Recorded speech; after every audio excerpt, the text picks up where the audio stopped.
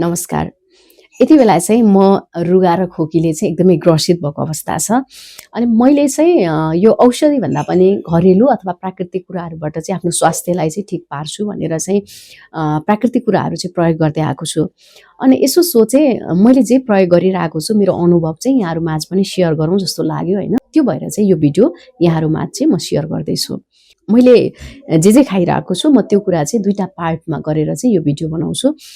यो पार्टमा चाहिँ आज म यो तितेपातीको कुरा गर्दैछु। यसलाई तितेपाती ओइल अथवा ड्रप जसरी पनि बुझ्न सक्नुहुन्छ। यो तितेपाती ओइल चाहिँ मैले अहिले प्रयोग गरिरहेको छु। म 3-4 दिनदेखि चाहिँ मलाई रुगा खोकी अलिक मजाले नै लागिरहेको छ हैन। अलिकति घाँटी खसखस हुने पनि भइरहेको छ। अनि यसमा चाहिँ मैले यो तितेपाती कसरी प्रयोग गरिरहेको छु भन्नुहुन्छ भने यसलाई चाहिँ मैले डाइरेक्ट नै 1 ड्रप यसको अब यो अभियसली यो सेरम जस्तो बोतलमा भएपछि यहाँहरूले बुझी पनि हाल्नुभयो कि यो ड्रपमै आउँछ भनेर। यसरी 1 ड्रप, यो 1 ड्रप चाहिँ तितेपातीको ड्रप चाहिँ मुखमा राखेर 3-4 मिनटसम्म मुखमा मजाले खेलाउने। त्यो गर्दा चाहिँ मजाले र्याल बन्छ के। त्यो र्याललाई चाहिँ आरामले चाहिँ 3-4 मिनट लगाएर निल्दिने। त्यो गर्दा के हुन्छ भन्दा घाँटीमा एकदमै रिलिफ भएको फिल हुन्छ। मलाई त्यो भइरहेको छ हैन। अनि सँगसँगै यसलाई चाहिँ यदि कसैले चाहिँ अब सबैले यसरी नै खान सक्नुहुन्छ भन्ने हुँदैन। अलिकति स्ट्रङ जस्तो फिल हुन्छ के।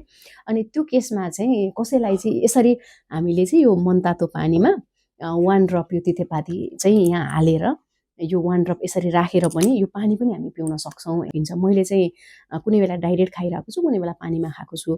अनि सँगसँगै चाहिँ हामीले यो तितेपातीलाई चाहिँ जस्तो यस्तो यो घाँटीमा खसखस हुँदा घाँटीमा अथवा छातीमा लगाएर हल्का मसाज गर्दा चाहिँ मलाई यसले आराम पनि दिइरहेको छ। हामी सबैलाई थाहा छ तितेपाती भन्ने बित्तिकै यो हाम्रो प्राकृतिक जडीबुटी हो।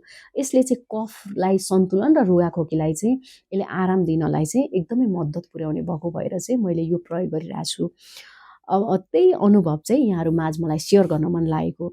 यदि यहाँहरूले पनि यस्तै प्राकृतिक कुराहरूबाट चाहिँ आफ्नो स्वास्थ्यको ख्याल गरिरहनु भएको छ अथवा समस्या आएको बेलामा चाहिँ प्राकृतिक कुराहरू चाहिँ अपनाउनु भएको छ भने कमेन्ट गर्नुहोस् ल।